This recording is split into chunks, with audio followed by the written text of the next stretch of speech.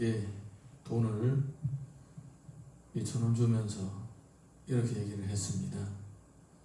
네가 요 밑에 있는 가게에 가서 맛있는 아이스크림 2개를 사오느라 하나는 내가 먹고 하나는 네가 먹자. 심부름 시켰습니다. 조금 있다가 조카가 아이스크림을 찌찌 빨면서 올라왔습니다.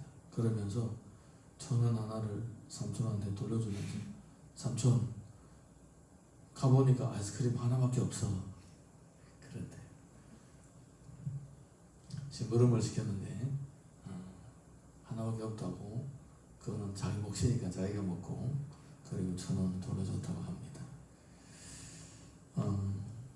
오늘 우리 성경 말씀을 보니까 맡은 자에게 관한 말씀의 가르침입니다. 1절, 2절 우리 다시 읽어보겠습니다. 시작. 사람이 마땅히 우리를 그리스도의 일꾼이요 하나님의 비밀을 맡은 자로 여길지어다. 그리고 맡은 자들에게 구할 것은 충성이니라. 성경에서는 사명자에게 구할 것은 충성이라고 했습니다. 그만큼 맡겼으니까 맡긴 만큼 또 그렇게 열심히 할 것을 요구하고 있다 이 얘기입니다.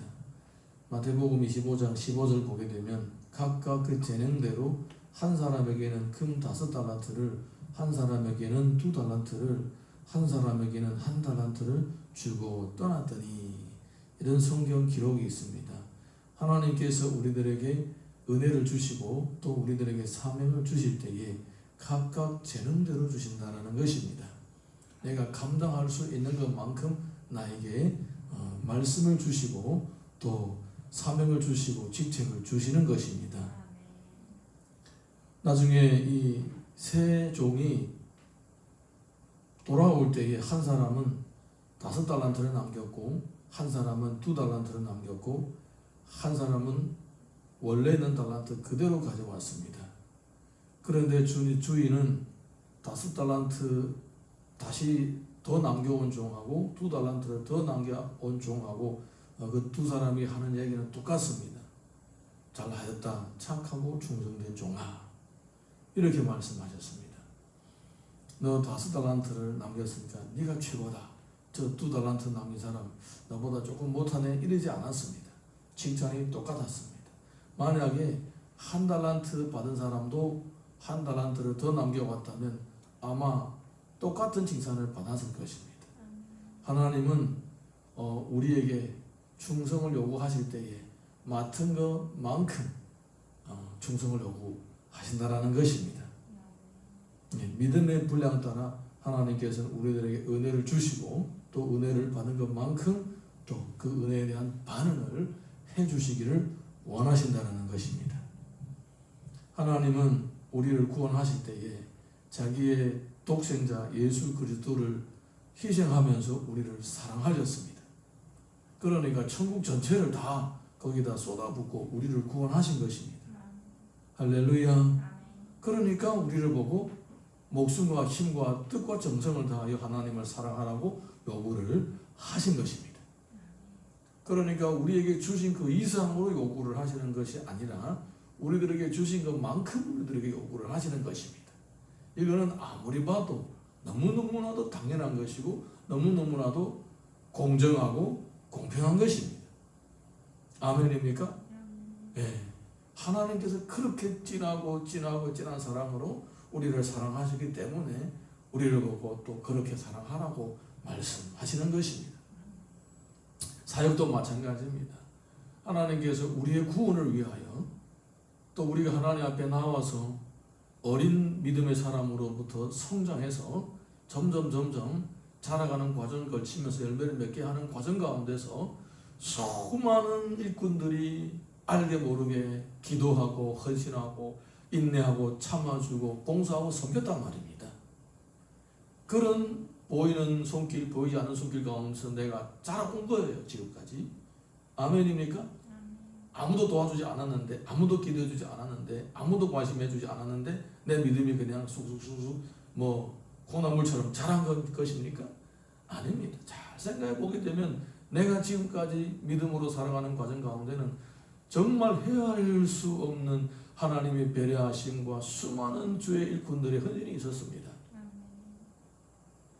할렐루야. 그래서 내가 이만큼 믿음이 성장하고 이만큼 신앙생활을 한다면 내가 또한 받은 것만큼 또 주의 일을 섬기면서 지금 갓 자라고 있는 성도들을 향한 주님의 그 마음을 대변하면서 또 섬겨줘야 되지 않겠느냐 그 말입니다. 맡은 자에게 구할 것은 충성이라고 했습니다. 할렐루야. 자, 그런데 때로는 우리가 자기중심적으로 살면서 또한 우리가 이 믿음의 원리를 잘 모름으로 인해서 우리의 초점이 흐트러지고 다른 데에 관심을 가질 때가 있다는 것입니다. 자, 우리 3절에서 5절 우리 이어서 읽습니다. 3절에서 5절까지 시작. 너희에게나 다른 사람에게나 판단받는 것이 내게는 매우 작은 일이라. 나도 나를 판단하지 아니하노니 내가 자책할 아무것도 깨닫지 못하나 이로 말미암아 어렵다함을 얻지 못하노라. 다만 나를 심판하실 이는 주시니라. 그러므로 때가 이르기 전 곧 주께서 오시기까지 아무것도 판단하지 말라. 그가 어둠에 감추인 것들을 드러내고 마음의 뜻을 나타내시리니 그때에 각 사람에게 하나님으로부터 칭찬이 있으리라. 누구를 향한 하나님의 징계라든가 하나님의 칭찬 있다라는 것입니다. 우리 사람이 함부로 너는 그 정도 했으니까 잘했다. 너 같은 사람은 칭찬받아야 된다. 너는 뭐 그닥지 않다. 너 같은 사람은 뭐 책망받아야 된다. 이렇게 우리가 함부로 판단하지 말라는 것입니다. 우리의 모든 수고와 헌신은 나중에 하나님께서 최종적으로 판단하신다라는 것입니다. 그러므로 하나님 앞에서 저 사람은 맡은 일에 충성을 잘 안 하네, 저 사람은 맡은 일에 충성을 잘 하네, 우리가 그것을 판단하기보다도 우선 먼저 내가 하나님 앞에 얼만큼 받았느냐, 나는 얼만큼 지금 하나님을 섬기고 있느냐, 내 자신을 돌아봐야 된다는 것입니다. 예, 항상 초점은 나에게 먼저 있는 것입니다. 아멘입니까? 예, 먼저 나에게 있는 거예요. 제가 지금도 기억이 생생한데 저와 우리 집사람은 결혼한 지 얼마 안 된 때였습니다. 추운 겨울에 어떤 아주머니가 찾아왔습니다. 어디 갈 데 없어서 교회를 찾다가 우리 교회를 찾아왔다고 합니다. 그때 우리 교회 절반은 우리가 살림하고 절반은 예배당으로 썼을 때인데 뭐 우리 집에 교회를 찾아오는 것이 곧 우리 집에 찾아오는 것이 되었습니다. 그러면서 자신은 이제 하나님으로부터 부름받은 일꾼이라고, 그래서 이제 다니다가 어디 갈 데 없어서 이렇게 찾아왔다고 도와달라고 했습니다. 그래서 제가 또 뭐 찾아왔으니까 도와준다고 우리 집에 머무르라고 했습니다. 우리 집이 교회였으니까. 그런데 이 아주머니가 아무것도 안 하는 거예요. 그래서 저희 어머니도 엄청 스트레스 받고 우리 집 사람도 스트레스 받는 거예요. 저 사람을 내보내라고. 그러면서 이제 뭐 당연히 이제 뭐 남의 집에 와서 같이 이제 생활하면서 뭐 하다못해 뭐 자그마한 일이라도 같이 봉사해야 될 거 아닙니까? 개인이든지 교회든지 봉사해야 될 거 아닙니까? 그런데 아무것도 안 하는 겁니다. 그냥 기도만 하고 성경만 읽는 거예요. 자, 그러면서 좀 이렇게 도와달라고 하면 나는 뭐 주의 일꾼이니까 그런 일을 안 한다고 이러는 거예요. 그런 일을 안 한다고 이러는 거예요. 그래서 우리 어머니가 뭐 격렬하게 반대하고 저 사람을 내보내라고. 그래서 추운데 어디를 보내냐고 이렇게 한겨울에 어떻게 그날에 마침 눈까지 왔던 것 같아요. 그래서 저희 아버지하고 상의를 했더니 아버지가 그러지 말고 우리가 다른 데로 보내자. 나한테 맡기라. 그리고 데리고 가버렸습니다. 그냥 가버리고 후에 물어보니까 그 시내에 있는 큰 교회에다가 거기다가 부탁을 했다고 그러더라고요.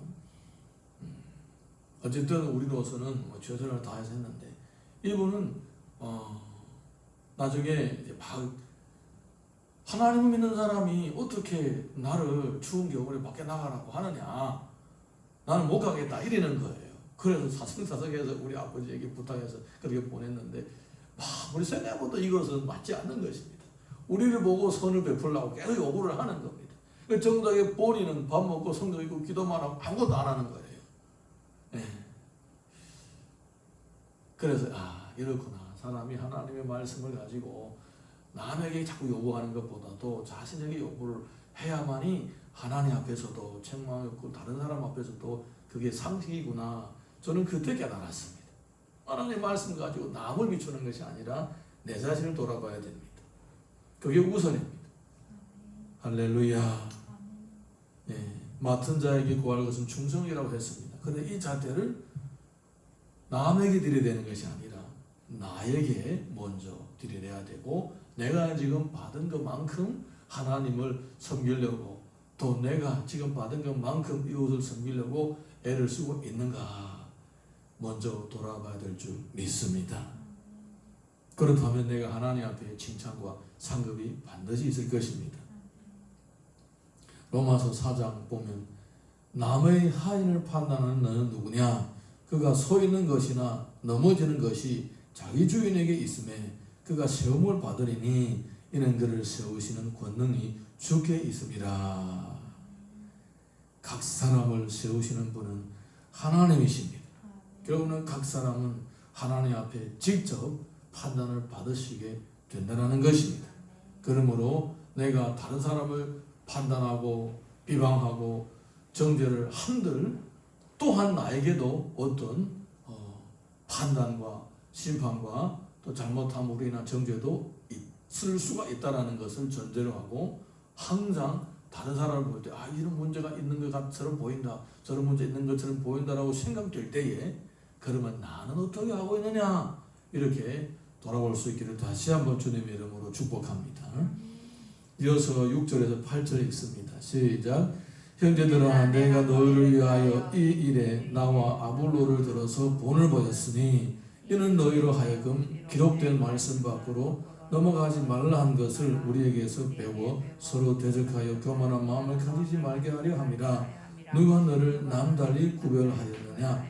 내게 있는 것 중에 받지 아니한 것이 무엇이냐? 내가 받았은즉 어찌하여 받지 아니한 것 같이 자랑하느냐? 너희가 이미 배부르며 이미 풍성하며 우리 없이도 왕이 되었도다. 우리가 너희와 함께 왕노릇하기 위하여 참으로 너희가 왕이 되기를 원하노라. 아멘. 지금 사도 바울은 바른 가르침을 따라서 본보기가 반드시 따른다라고 얘기를 하고 있습니다. 사도 바울은 고린도 교회를 개척하고 또 고린도 성도들을 가르칠 때에 그냥 가르치지 않았다라는 것입니다. 본인이 직접 몸소 행하면서 본보기를 보여주면서 가르쳤다라는 것입니다. 그러므로 지금까지 고린도 성도들은 배운 것은, 고린도 성도들이 믿음 생활하고 신앙 생활을 배우는 것은 그냥 단순한 지식으로만 배운 것이 아니라는 것입니다. 단순한 지식으로만 배우는 것이 아니라는 것입니다. 직접 본보기를 보고 학도, 학생이 아니라 학도, 신앙의 학도로서 보면서 따라서 배웠다라는 것입니다. 학교에서는 지식만 배웁니다. 그렇지만은 회사에서 일을 배우는 사람들은 지식만 배우는 것이 아니라 직접 하는 것을 보면서 따라하게 됩니다. 그와 마찬가지로 사도 바울은 고린도 성도와 함께 신앙생활을 하면서 그들을 양육할 때에 자신은 본보기를 보여줬다, 그렇게 얘기를 하고 있습니다. 그러니까 너희들이 배운 것은 그냥 배운 것이 아니다. 다 하나님으로부터 이렇게 또 가르침을 받고 또 직접 이렇게 행하는 것을 보면서 배웠다 얘기를 하고 있습니다. 사랑하는 성도 여러분, 이것이 바로 받은 것입니다. 우리가 신앙생활을 배우는 것도 똑같습니다. 우리는 단순하게 지식으로부터 배운 것이 아닙니다. 누군가가 우리를 앞선 믿음의 사람들이 우리들에게 삶으로 보여주기 때문에 우리가 배울 뿐만 아니라 또 보고 듣고 믿음이 자라난 것입니다. 분명히 우리 앞선 사람들은 생명을 걸고 선교지에 나가서 선교사로서 살았던 사람들이 있습니다. 그 가운데 목숨을 잃은 사람도 많이 있습니다. 먼 옛날 이야기도 아닙니다. 그리고 또 직접 선교사적인 순교적인 삶을 사는 사람도 있었습니다. 목숨을 아끼지 않고 재물을 아끼지 않고 몸살이지 않고 현장에서 그렇게 죽도록 충성한 일꾼들이 직접 우리 눈에 나타났습니다. 그리고 그들은 나처럼 하라고 심지어 가르치지도 않았습니다. 그럼에도 불구하고 우리가 보고 배우는 거예요. 할렐루야. 지금까지 하나님께서는 그렇게 자신의 백성들에게 본보기를 보여주시면서 믿음이 자라도록 도와주신 것입니다. 그러므로 그 은혜를 받은 우리가 당연히 또한 우리가 몸소 행하면서 또한 받은 바 말씀을 또 증거하면서 맡은 자로서의 그 역할을 감당해야 될 줄 믿습니다. 디도서 보게 되면 범사에 내 자신이 선한 일에 본을 보이며 교훈에 부패하지 아니함과 단정함과 책망할 것이 없는 바른 말을 하게 하라. 이는 대적하는 자로 하여금 부끄러워 우리를 악하다 할 것이 없게 하려 함이라. 이것이 바로 복음의 원리입니다. 복음은 먼저 받은 자를 통하여 다른 사람에게 그 은혜가 흘러가게 되는 것입니다. 받지 않는 사람 보고 가서 주라 하지 않습니다. 받은 자로부터 받은 자에게 그런 말씀을 하시는 것입니다. 받은 자를 보고 가서 베풀라, 가서 전하라, 가서 증인되라, 그렇게 말씀하시는 것입니다. 사랑하는 성도 여러분, 하나님은 우리에게 주시고 그리고 그 주신 것만큼 더 헌신을 요구하시고 충성을 요구하시는 것입니다. 4장 9절에서 13절 이어서 읽어보겠습니다. 시작. 내가 생각하건대 하나님이 사도인 우리를 죽이기로 작정된 자같이 끄트머리에 두셨으며 우리는 세계 곧 천사와 사람에게 구경거리가 되었노라. 우리는 그리스도 때문에 어리석으나 너희는 그리스도 안에서 지혜롭고 우리는 약하나 너희는 강하고 너희는 존귀하나 우리는 비천하여 바로 이 시각까지 우리가 줄이고 목마름이 헐벗고 매맞으며 정처 없고 또 수고하여 친히 손으로 일을 하며 모욕을 당한 즉 축복하고 박해를 받은 즉 참고 비방을 받은 즉 고면하니 우리가 지금까지 세상에 떨어온 것과 만물의 찌꺼기같이 되었도다. 사도 바울은 이렇게 만물의 찌꺼기, 인생의 끄트머리, 요즘 말로 표현하면 인생의 밑바닥에서 생활했다라는 것입니다. 가장 천한 밑바닥에서 살았다라는 것입니다. 그 이유는 뭐냐? 그만큼 은혜가 크기 때문에 그만큼 가장 천한 밑바닥에서 인생의 끄트머리에서 섬기고 봉사했다라는 것입니다. 사도 바울은 본을 보이면서 가르쳤습니다. 누가복음 12장 보게 되면 알지 못하고 맞은 일을 행한 종은 적게 맞으리라. 물을 많이 받은 자에게는 많이 요구할 것이요 많이 맡은 자에게는 많이 달라 할 것이니라. 매일마다 우리가 받은 은혜를 생각하면서 그 받은 은혜에 합당한 삶을 살 수 있기를 주님 이름으로 축복합니다. 그 주인이 이르되 잘하였도다 착하고 충성된 종아 내가 작은 일에 충성하였음에 내가 많은 것을 내게 맡기리니 내 주인의 즐거움에 참여할지어다고. 이 은혜와 축복이 이 자리에 계시는 우리 모두에게 있기를 예수님 이름으로 축원합니다. 마태복음 24장 보게 되면 충성되고 지혜 있는 종이 되어 주인에게 그 집 사람들에게 맡아 때를 따라 양식을 나눠줄 자가 누구냐. 주인이 올 때에 그 종이 이렇게 하는 것을 보면 그 종이 복이 있으리로다.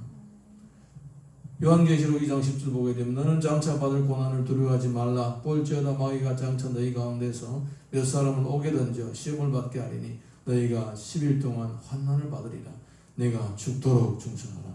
그래야면 내가 생명의 구원을 내게 주리라. 우리 찬양하는 부르고 같이 기도하겠습니다.